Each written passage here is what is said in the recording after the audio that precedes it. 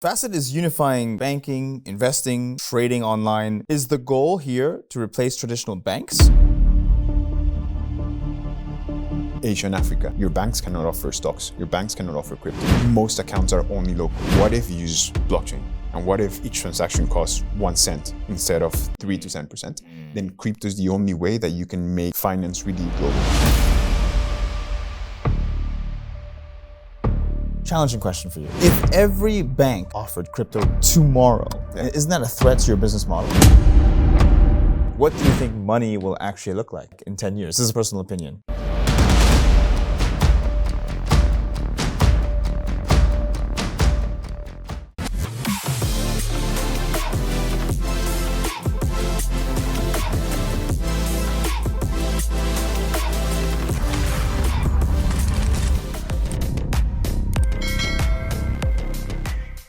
What's up, guys? Welcome back to another episode of the Traders Brawl Podcast. I'm Adel, your host. This is the podcast where we feature entrepreneurs, money gurus, business leaders, and even fitness freaks on the show. Every week, we sit down with different people and innovators who are rewriting the rules of wealth, health, and tech.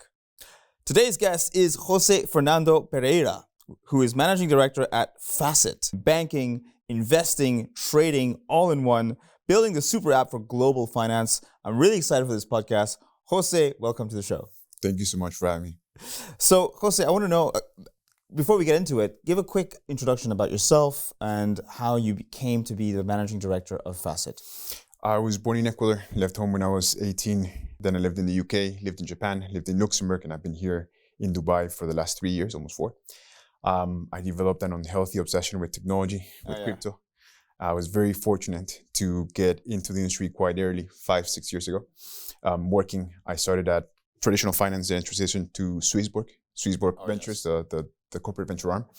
And then we went off venture building with 2 partners. And when I was doing venture building, we were taking care of everything from tokenomics to fundraising to actually building the platforms and the products. And then every time that we would build a platform for tokenized real assets, we would reach the same barrier, which was, okay, we've built a platform, we've raised, let's say, a seed round. Now, who's going to buy these assets? And then what do you need to actually be able to sell them and market them?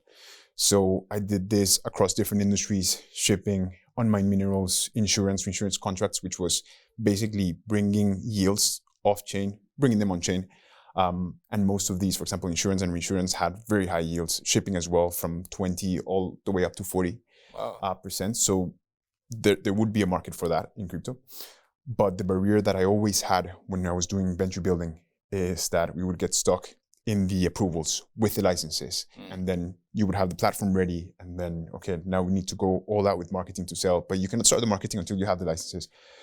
So I think that there's a chicken and the egg problem there with tokenization. And that's what slowed a lot of the platforms now. For the platforms that are trying to do it the proper regulated way. And that's when I came across Fasset and what they've built. So they had actually solved that because they had built the user base, 500,000 users, and they have gotten the licenses to operate in the UAE, Pakistan, Indonesia, Malaysia, and Turkey. So that's how I went from, discovering crypto all the way to getting in touch with Fasset first. And when they told me what they had built, I went all in. I left everything else that I was doing. And it was, okay, how can we leverage this infrastructure to not just bring more assets to users, but also to solve this problem that I experienced firsthand for as many builders in real-world assets as possible. Interesting. Really, really interesting take. And what were you doing before crypto? What was it that you were actually immersed in? I was doing crypto on the side, but I was doing traditional finance. Oh, you were in TradFi. Funds. And so we were doing fund operations and financial analyses, and you were seeing, all of these big funds doing 8 to 15% returns. And then I discovered crypto for the first time. I see it go up by a lot more than that. And then it can also crash more than that. Yeah, it's like the naivety of the first time that you try it. But then that's when you're on. And I think this trend is very much prevalent among people who are transitioning from TradFi. It's a natural evolution. The natural evolution of TradFi to now crypto, which is the new version of internet money, arguably. It's like evolution of Web 2 to Web 3. I think that's more recent because now TradFi has validated everything that crypto has been doing for the last 10 years. But I think if you look back at 2020, 2016, it's a different personality trait that you need to do when everyone's saying, okay, you're talking about Bitcoin, and the question everyone would ask is, okay, but what backs it? Yeah. But then you would still have the conviction to bet your career, to put your money, to go and explore these new platforms. So I think it's more of an early adopter trait than a traditional finance to crypto transition. It's very interesting. Back in 2016, 2017 days, Bitcoin was used for drugs. Well, one of the reasons, I don't know other reasons, but maybe black market stuff, you could say, the category. And that was the use case it had, because you're not going to use real money to buy drugs. Whatever you want to do, that's your business, who cares? But the transaction, it facilitated this market, this niche market of, if you want to buy drugs or XYZ, you need to convert your fiat into Bitcoin. There's a process to do that. Yeah. Then use that Bitcoin to buy the drugs that you want, and you'll be delivered to your house, and it's safe. Apparently it's safe. Apparently when you use Bitcoin, there's no way to track it or trace it. I don't know. Maybe even if it's on the blockchain, which it was, there's no way to track and trace it that it was you. So that was the way of saying, use Bitcoin. But never, at that time, people were not saying use Bitcoin, invest in Bitcoin and store your money in Bitcoin.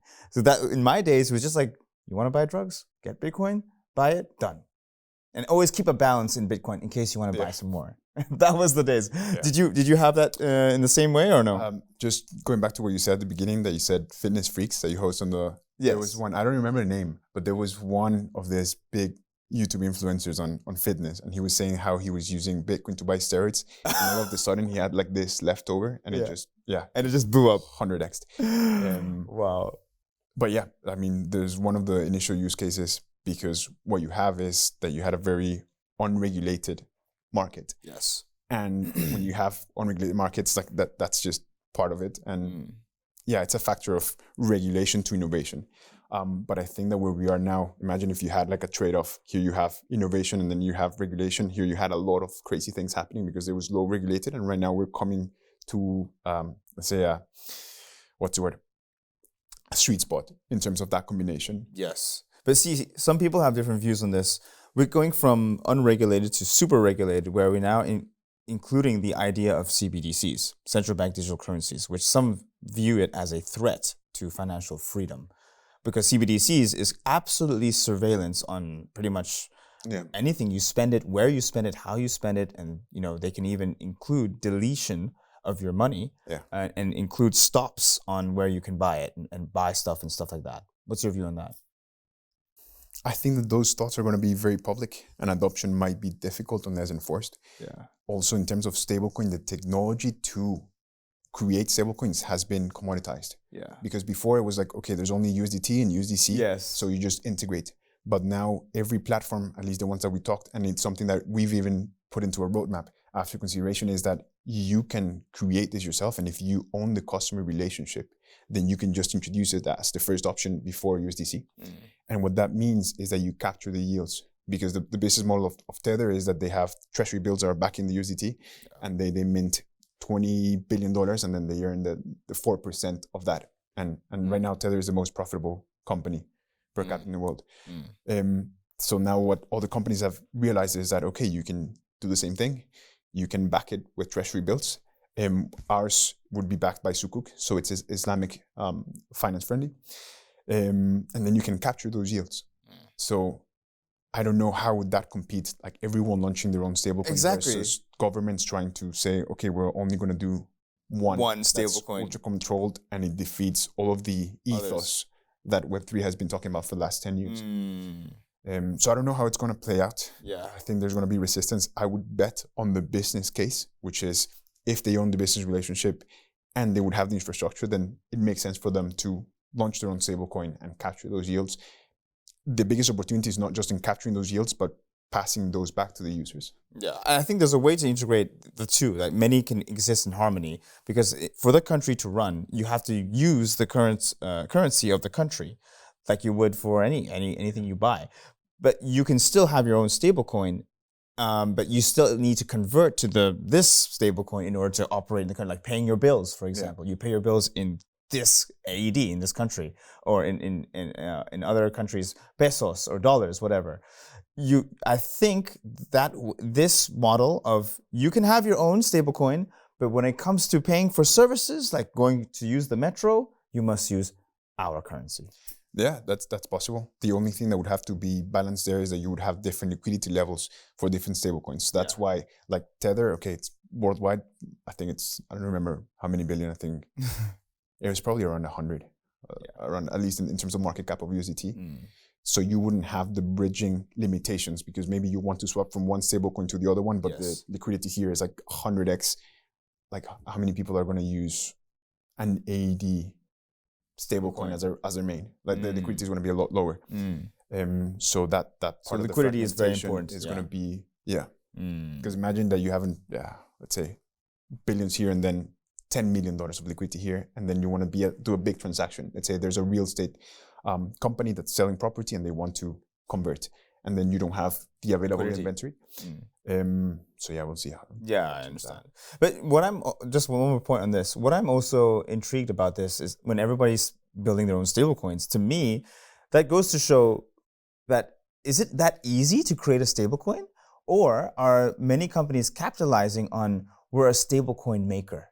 We're an IT company and we do stablecoins. We're an IT company, we do exchanges. We're an IT company, we do whatever you need to do. We don't actually touch what you do. We just make it for you. We're a software company. Yeah. And all these, I don't know, if they're doing this, they're super smart.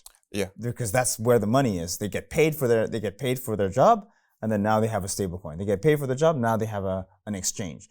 That means so many exchanges are gonna be launched. So many stablecoins are gonna be launched. Man, it's going to be a surplus of stablecoins and exchanges, and everybody's going to have their own blockchains. It's going to be interesting. Yeah. And the thing is, you have what's now called stablecoin as a service. There's one company that's doing this. And what they just do is they white label the technology for you to launch your stablecoin. They set up the vault. They back it with whatever you choose. They give you like 4 options. And then they take care of the whole technology side. It's very interesting. I mean, I'm not saying this is bad. I'm just saying that everybody's going to have their own thing. That's pretty cool. It's ownership-wise, but how deep is ownership in a world where CBDCs exist and surveillance and government control will always make sure that they have the end in their favor, the end result in their favor. That's where the balance is. Like you said earlier, balancing the chicken and egg. You need to balance regulation, getting the license but you need marketing to get, you need both in a way. And you also need traction. But to get traction, you need to get licensed first, right? So then you can get traction. Yeah. So for me, it's finding that sweet spot. How do you balance regulation with innovation so that people don't leave the country and they stay so that they operate? I think the best example for that is Dubai. I think it's been the most permissive and the attitude has been different, at least the way that the experience that I've had personally with them, it's more, how can we help you do this in a safe way? How can we vet the white paper? How can we do weekly checks? I think when it comes to tokenization specifically, the next 6 months are going to be transformational for Dubai because the way that tokenization has worked so far is that companies do their tokenization offshore in unregulated areas. So when you're buying a tokenized asset, then what you're actually buying is shares. That's tokenized shares of an SPV that's in an island that's unregulated. And then it's distributed with another offshore license. And that's a blocker. First, from a user perspective, where's the trust? And then from an asset issuer perspective, you need to, it's not good enough as a structure for industries that are not natively comfortable with offshore structures. For example, if you look at the shipping industry, where they are used to having everything set up in offshore, then that could work as a first stage of tokenization. But if you're trying to bring a government entity to bring tokenized products, then they would prefer to do it onshore, fully regulated. And what VARA is doing now is that they're enabling onshore tokenization. So I don't know if you saw the Dubai Land Department tokenization that yes, they did. I saw. That's onshore. And that changes everything because you have a direct connection between the token and Dubai Land Department that's guaranteeing that there is a property that matches this token. And that's going to, it's going to be a massive acceleration over the next 6 months. Let's see. We'll have to see the next 6 months how it goes. Yeah. So let's get straight into Fasset. So Fasset is unifying banking, investing, trading online. Is the goal here to replace traditional banks or to work with them or both? There's multiple ways to see it. In terms of replacing traditional banks, yes, to a certain degree, because you're going to have advantages that your banks cannot offer. So Yeah. if you look at most local banks, UAE is a special scenario, but if you look at the rest of the world, let's say Asia and Africa, your banks cannot offer stocks. Your banks cannot offer crypto. Most accounts are only local. So I think that there's a value proposition there where you have a global bank that has USD accounts and global debit cards. So on that side, yes. So you can these people in the third world countries can directly invest into stocks when right now they can't. There's limited options. There's limited options. There's no Robinhood. There's no interactive brokers in So most they don't of these operate countries. there. Yeah. And the reason for a lot of banks and neobanks to not be in other countries is because they have a cost of service for banking, and then they have a margin. So if your banking margins are 40% in the US, UK, and Europe, in these markets, it's probably 10%, and you need a lot more users. And that's why in developed markets, you can have a lot more banks because of the higher margin. But normally what you see in developing economies is that you have 3-4 banks that just have the whole market. Wow. Because the unit economics need to reach that to survive. The point with this is that that's with a traditional tech stack. But what if you use blockchain? And what if each transaction costs 1 cent instead of 3 to 10%? Then crypto is the only way that you can make finance really global. And that's what we're doing. So you're trying to also help with the global adoption of crypto. And you want everybody to be using crypto as well, in a way. Crypto is a technology, but we don't necessarily need to make them buy Bitcoin because all of our products are on chain. So the app runs on chain, but the user experience is like any neobank. So when you look at Apple stock, S&P 500 on our app, it's a tokenized real world asset. When you do any transaction, right now it settles on Arbitrum. So yeah. Okay. And what sort of yields does Fasset provide? Because banks provide yields as well. I'm guessing Fasset will also provide yields. Right now we have 4.5, which is yields that are backed by Malaysian government sukuk. Malaysian? Malaysian government bonds, and we're the biggest distributor of their bonds. Okay. So that's what's backing the savings product. Okay. Yeah. So if I keep my money with Fasset, I can earn 4.5% a year. Yeah. Okay. Yeah. Interesting. And that's interest. That's interest, or That's interest paid every time, monthly or yearly? We have monthly, and then we have the long lockup yearly. Okay, That's you lock it up higher, but the monthly as well, which is flexible. And then we're launching more yield products because one thing about Fasset is that Sharia compliant. So there's a lot of yields that you cannot. So I'm curious to know, why is it? It's very prioritizing of Sharia law. Yeah. Right. So that's one of the unique things, perhaps, compared to others I've spoken with. Is there a reason behind this? Why they are prioritizing Sharia-based compliance? Yes, I think they want to make. What they want to do is to make this available for the 3 billion people that are Muslims that would want Muslim to community use these products, but they don't know what is okay and what's not. But every asset on Fasset is filtered. We don't market it as the Sharia compliant platform, but it's something that as a user, you know that all of the assets there are Sharia have been screened. So we don't have meme coins, we don't have perpetual derivatives. Yeah. We don't have any of those assets. But I just said to you they pay interest, but that's not a word you would use in No, there's that like a type of interest that's allowed, and there's one that's not allowed, which is when it's coming from debt. Yeah, I don't have the expertise on Sharia compliant and Islamic banking, but there's different products because even on chain, there's ways to generate Sharia compliant yields with liquidity provision that it's not from a debt-based model. I see. And no debt-based model, but I can take a loan from Fasset if I'm a retail user. You can borrow against your assets. So right now we have gold and we're launching Bitcoin soon. So the benefit of that is you can stay invested, because imagine that you have a small portfolio and you want to get some cash and you have a timeline before your next salary, but you need cash. Yes. You don't want to sell your gold. So what you do is that you borrow against it, maybe 50% of what you have. Okay. You get your salary, you pay back. So the benefit of that is being able to stay invested and then continue benefiting from the appreciation of the asset. That's a good one. Yeah, I think gold is the one that's been the mostly adopted when it comes to, at least in our markets, borrowing against. It's done 22% appreciation this year. See, but would this model only work if you have already existing assets? You need to, If you don't have existing assets, then you cannot borrow against anything. No. You need borrow against your salary, maybe. No, we don't have that. You don't have that as well. Borrowing against the salary, no. Yeah.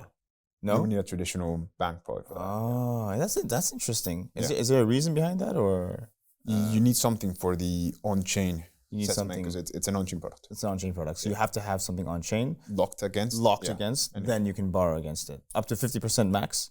There's different loan-to-values depending on the asset. Okay, this is very interesting. It's very interesting. Good to know. Okay, now let's talk about cross-border payments because I'm guessing you're banking, trading, investing. Then you're gonna make cross-border payments much more seamless as well, like seconds and cheaper. Is that right? Yeah. So there's two ways to look at cross-border payments. One which is on-chain and you would have the cheapest price based on that on-chain transaction, and the other one is when it's in the app, then it would be free. I think we have them free right now. Okay. Because that's free, actually free. That's an off-chain transaction. Off-chain transaction. Okay. But say, an example here: Fab to FAB, which I'm with. If I send money to FAB client, it's actually free. Yeah. So is it the same thing with Fasset? Fasset to Fasset free. Facet to Facet user is free. Absolutely free. And then for other accounts, it's a small fee, but it's like in cents. Yeah. Okay. That's good. Good to hear. I should sign up. Yeah. I want to know more now in the tokenization and technology side. Yeah. I hear that Fasset is launching their own Ethereum layer 2. Yeah. Is that right? For tokenized assets. So why build it yourself instead of relying on existing chains? You're building your own, is that correct? So why not rely on somebody else? We are partnering with Arbitrum and Gelato so that we build it together. So we're not building it from scratch. We're building it with them with the proven tools and infrastructure that they have.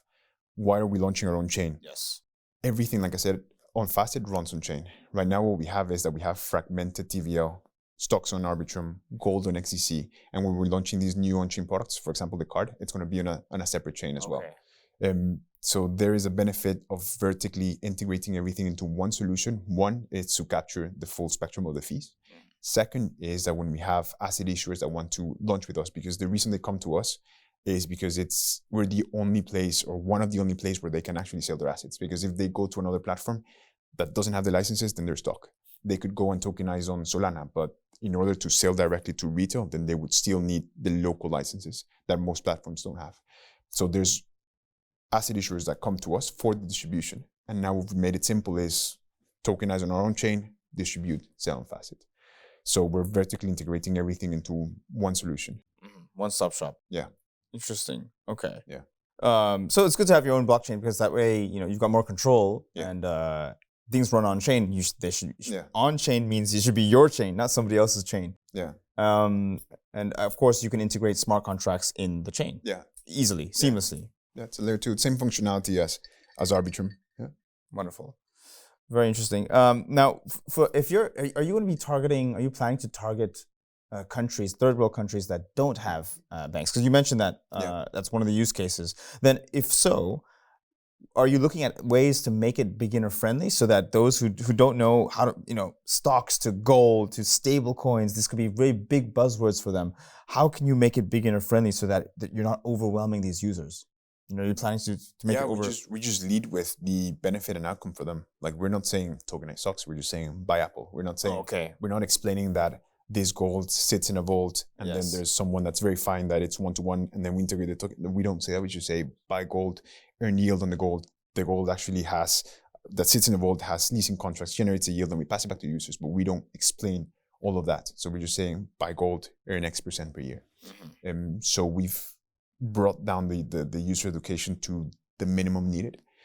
We ran a survey in one of these countries to our users and it was what percentage of them was it the first time investing? It was 70%. 70%? Yeah. Which country was this?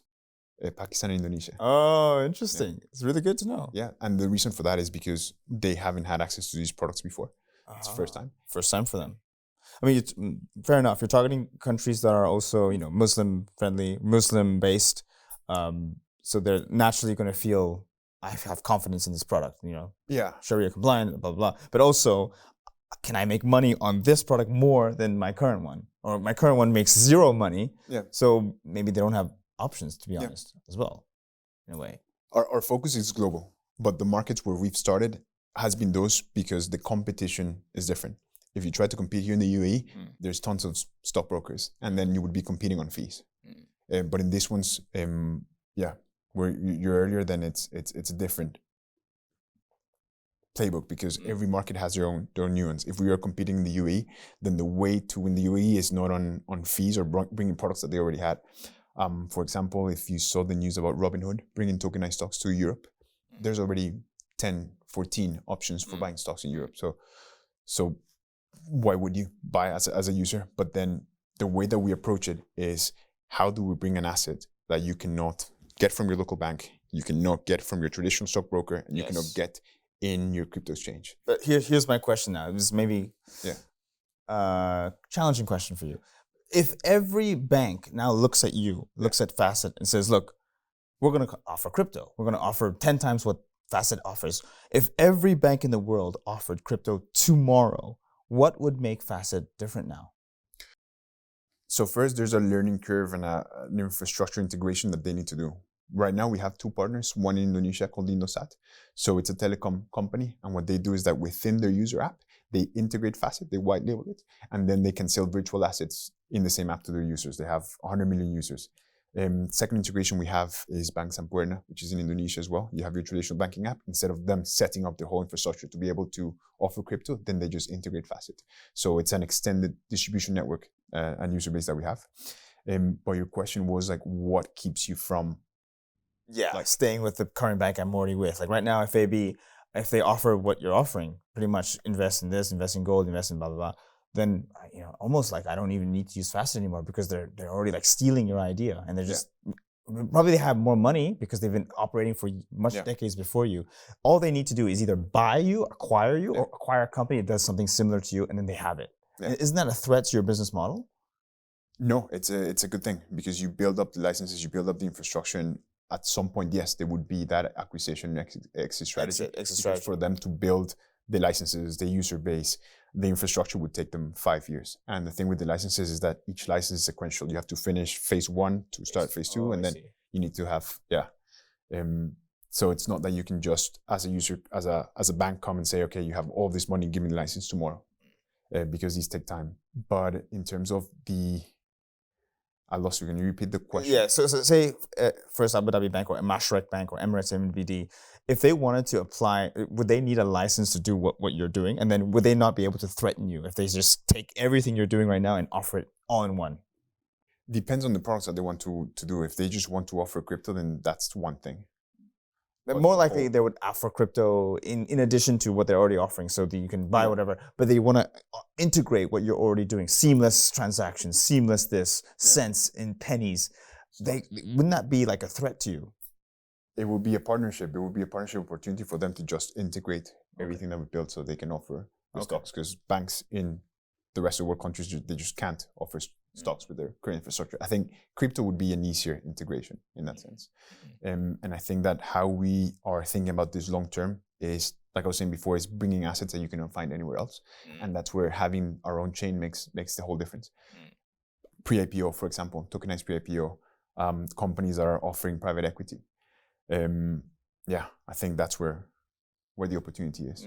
Either they would find another partner to make them be able to become crypto friendly, or they use you and they partner with you and say, hey, we want to offer crypto. What can you do for us? Fasset, help us. Yeah. So in a way, it's more of a partnership than a threat. And I think this is what's happening in fintech and crypto just all across. So it's not about building your own tech stack from the ground up. Yeah. It's become more of a stitching together the solutions. Extensions. Yeah, and you integrate. So you would have a partner that takes care of the on-chain card. Then you have one for the virtual events. Then you have another partner for third party. The stocks, tokenized stocks. And then you have everything into one app and you focus on the user experience. So I guess the threat is not more like you against the bank. It's more like if the bank has so many different options to choose from, Fasset is one, Swissborg, another one. You then have to stand out from all the other guys and say, well, we're better than them. Yeah. Partner with us. I just don't think that 90% of the traditional banks have that DNA of innovation. Yeah. And that's why a lot of the fintech just become unicorns, because they've had the same infrastructure for years. Yeah, I know. Revolut and Monzo, Starling Bank are some banks I use. Revolut is still number one for me. Yeah. I don't know who they use for their integration. They should have used Fasset maybe. They've integrated crypto for a long time. They were way longer than you. Fantastic. So what I'm saying is the person that integrated or the company that integrated Revolut, that's your competitor. Yeah. In a way. In a way. But the thing about Revolut is that, yes, they integrate to offer this in Europe, but then they're only available in Europe and the UK, if I'm not mistaken. I think so, yeah. So not in the rest of the world. I know they've just gotten a license here in Dubai, which is a good thing. But there's still 6 billion people remaining. There's a lot of people. There's a lot of countries that are unbanked. That don't have neobanks and all of these functionalities. Exactly, and that's where Fasset can come in, and of course, appeal to the Sharia compliant niche. Yeah. Okay. Moving on, future challenges. With tokenization and digital wallets evolving, what do you think money will look like in 10 years? This is a personal opinion. Like, what do you think money will actually look like? Because this is a rate where we're going quite fast. CBDCs, everything digital, cut out fiat, or maybe remove physical cash. What will money actually look like in 10 years? My bet would be that everything runs on chain invisibly, and people just treat it as US dollar versions of the US dollar, not necessarily even calling it stablecoin. That's why you see tons of adoption in markets where you don't have US dollar as a native currency. Think of South America, where you have countries like Argentina, for example, that you have a maximum limit of how much you can convert of your peso to dollar. I think right now it's $2,000, but 2 years ago it was 200, which is insane. So I just think it's going to become the normal, the same way that. What other example can I give you? It's hard to give because we haven't seen something like. It's like when you think about using a delivery app, you're not thinking, okay, there's like actual GPS technology that powers this. It's just ordering food. It's just I don't know how it works inside, but it does its job. Yeah, so it's just going to be the same thing with the US dollar and with other currencies, but I would say mainly US dollar. Yeah. Okay. And nobody's gonna. I mean, everything you're gonna say. Your point was that everything is going to be on chain. Yes, and invisibly. And invisibly on chain. Yeah. Invisible or visible? Invisibly on chain. Like only the people that have been in the industry for 10 years are going to be thinking, okay, this is how it works. But 99% of the world is just going to be like, yeah, this is. And physical cash. Do you think that's still going to be around? I think that it's a consumer behavior it's a progressive shift. Like I was in. You think that they're not going to accept banknotes? No, sorry, we don't take banknotes. Crypto only, or this US dollar only. That's going to be gradual, right? Because when I've traveled to different countries outside the UAE, I used to have the thought that we're competing with Binance or with Revolut in different countries. We're competing against QR codes. We're competing against people that use cash. So you're competing against the user behavior rather than comparison of features and prices of platforms. So that's something that's going to be a little bit slower. Interesting. But at some point. Interesting. Okay. Very nice. And then looking into the next evolution of Web3, which is, I guess, Web4, what does that look like to you? I wouldn't know. Read on. Something AI, blockchain, something quantum maybe? Yeah, what comes after? There was actually a time last year that I was seeing a lot of deal flow, and there was people raising money saying that they were Web4. I don't even remember what it is, but there was people using the buzzword just for raising money. But I wouldn't know what that Web4 would be if you already have ownership. So trying to imagine 4D or 5D. You know 3D, yes, but what's 4D? You know? So maybe we're not ready for it. Yeah. I think we need to get adoption at the Web3 level first, like real global, before we try to take it even further. Well, that's a great note to finish on. We need adoption. So I want to thank you for your time, Jose. Thanks so much for this insightful discussion. I learned a lot from Fasset myself. So final question for me is, if I wanted to onboard, how can I onboard to become a user? Very easy. You just go to the App Store, download Fasset. Register. KYC in like less than 3 minutes. Okay. And you can right away to invest. And start. Can I, of course, send my assets in there? So if I want to borrow against it. Yeah, you can do everything. You have direct fiat rails, so you can integrate it with your current bank, so that you only do one-time verification, and you can just move money seamlessly between your traditional account and your Fasset. Okay. And then you can start using any of the other parts. And what countries does it operate in currently? Right now, we are available in the UAE, Pakistan, Indonesia, Malaysia, and Turkey. Malaysia and Turkey. 5 countries. Wonderful. Great. And for those watching, if they're interested to get in touch with you, where can they find you? My Twitter is where I'm the most active. Okay. JF Pereira 1. And yeah. Brilliant. Thank you so much for your time. This is very insightful. So we'll leave all the links in the description. So when users watch this, they'll be able to directly follow you. Fantastic. Thank you for your time. Appreciate it. All right, and that's a wrap. Thanks so much for watching. Hope you found this insightful. We'll leave all the links in the description. Do check it out. Do check out Fasset if you're interested in Sharia compliant products, integrating your crypto, borrowing against your crypto. This is the one to at least try it and explore it for yourself. And if you have any comments, do reach out to Jose directly. Thank you again. I'm Adel, the host. You're watching the Traders Brawl Podcast, and I'll see you next time. Cheers.